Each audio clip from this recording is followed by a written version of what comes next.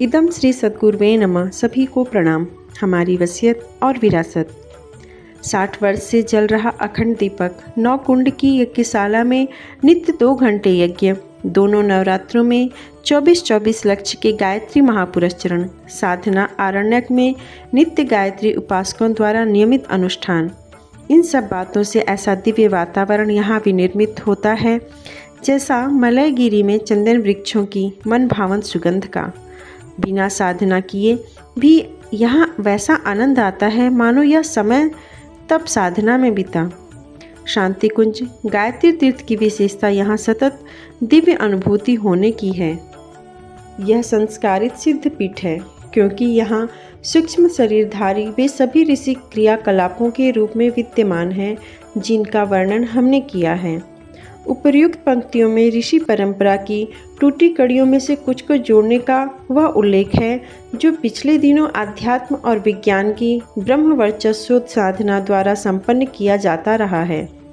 ऐसे प्रसंग एक नहीं अनेक हैं जिन पर पिछले वर्षों से प्रयत्न चलता रहा है और यह सिद्ध किया जाता रहा है कि लगनशीलता, तत्परता यदि उच्च स्तरीय प्रयोजनों में संलग्न हो तो उसके परिणाम कितने महत्वपूर्ण हो सकते हैं। सबसे बड़ा और प्रमुख काम अपने जीवन का एक ही है कि प्रस्तुत वातावरण को बदलने के लिए दृश्य और अदृश्य प्रयत्न किए जाएं। इन दिनों आस्था संकट सघन है।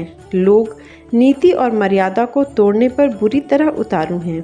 फलतः अनाचारों की अभिवृद्धि से अनेकानेक संकटों का माहौल बन गया है। न व्यक्ति सुखी है, न समाज में स्थिरता है। समस्याएं, विपत्तियां, विभीषिकाएं निरंतर बढ़ती जा रही हैं। सुधार के प्रयत्न कहीं भी सफल नहीं हो रहे हैं। स्थिर समाधान के लिए जनमानस का परिष्कार और सत प्रवृत्ति संवर्धन ये 2 ही उपाय हैं। यह प्रत्यक्ष, रचनात्मक, संगठनात्मक, सुधारात्मक उपयोग द्वारा भी चलने चाहिए और अदृश्य आध्यात्मिक उपचारों द्वारा भी। विगत जीवन में यही किया गया है। समूची सामर्थ्य को इसी में होमा गया है। परिणाम आश्चर्यजनक हुए हैं। जो होने वाला है अगले दिनों अप्रत्याशित कहा जाएगा। एक शब्द में यह ब्राह्मण मनोभूमि द्वारा अपनाई गई संत परंपरा अपनाने में की गई तत्परता है। इस प्रकार के प्रयासों में निरत व्यक्ति अपना भी कल्याण करते हैं, दूसरे अनेकानेकों का भी।